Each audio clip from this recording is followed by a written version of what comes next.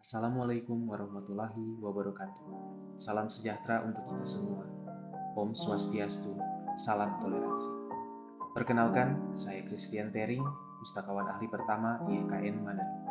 Ini adalah rekaman jurnal hari ini, Kamis, tanggal 3 Juli 2025. Saya mengikuti agenda kedua dalam Latsar CPNS yang dibawakan oleh tutor kami, Pak Rahmat Domo. Materinya menarik, membekas, dan jujur cukup membuat saya banyak berpikir. Topik yang kami bahas adalah tentang nilai-nilai dasar ASN yang terangkum dalam satu akronim kuat, berakhlak. Tidak sekedar akronim, tetapi sebuah panduan etika dan perilaku yang menjadi kompas moral setiap ASN di seluruh Indonesia.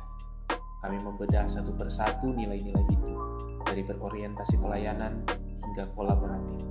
Dan yang paling menarik hari ini adalah ketika kami diminta memahami dan menghidupkan nilai pertama, yakni berorientasi pelayanan.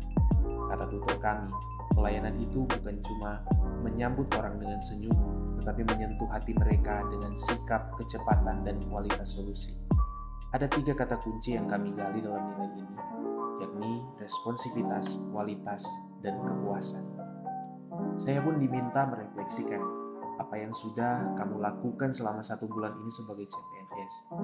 Dan dengan bangga tetapi tetap rendah hati, saya menjelaskan bahwa sebagai pustakawan ahli pertama di EKN Manado, saya berusaha hadir tidak hanya sebagai penjaga buku, tetapi sebagai penyedia solusi.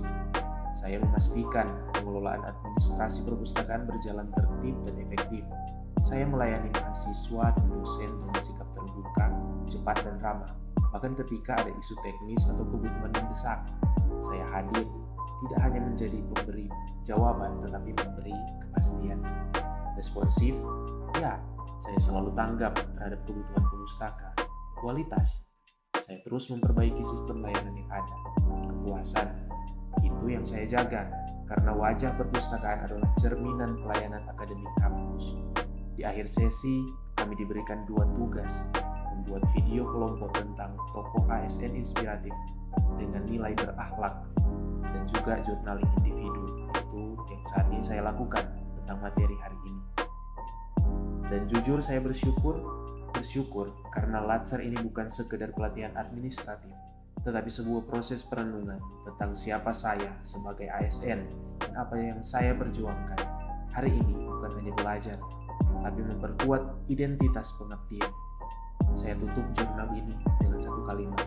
Menjadi ASN bukan hanya soal jabatan, tapi soal bagaimana kita menjadi jawaban.